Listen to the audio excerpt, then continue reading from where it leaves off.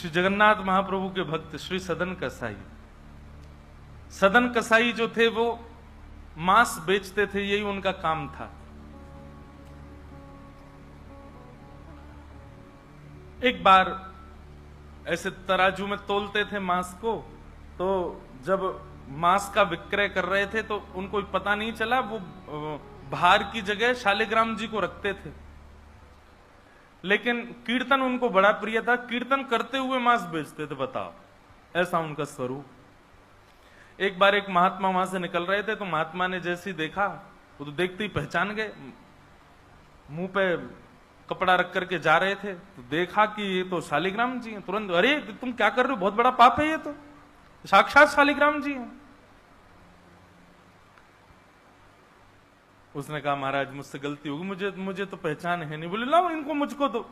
शालिग्राम जी ले लिए महाराज, जाकर के शुद्ध नदियों के जल से स्नान कराया, पंचामृत स्नान कराया, इत्र लगाया, चंदन लगा करके चांदी के सिंहासन पर बैठा के माला पधरा दी, ठाकुर जी का कीर्तन, बढ़िया खीर बना के भोग लगाई, और खूब रोए महात्मा। बोले कि नाथ आप भी कहां के कसाई के यहां बैठे थे, अब आप विराजो, प्रेम से रतन सिंहासन पर विराजो।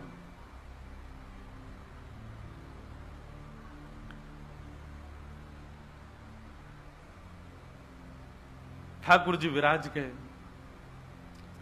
रात्रि को महात्मा के स्वप्न में आए, और स्वप्न में आकर के बोले सुनो, सुबह होते ही हमको ले जाओ और हमको वो सदन कसाई के पास छोड़ के आओ।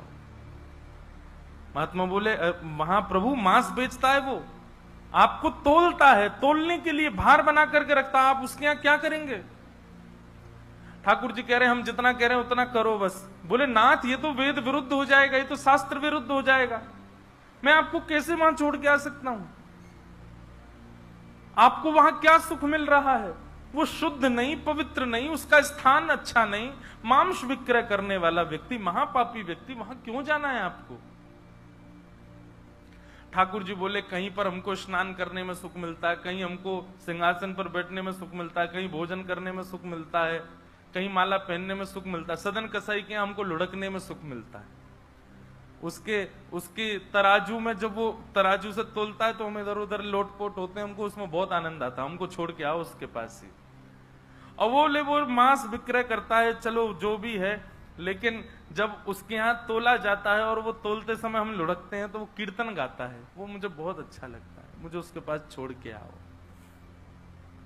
न जाने कौन से गुण पर दयानिधि रीझ जाते।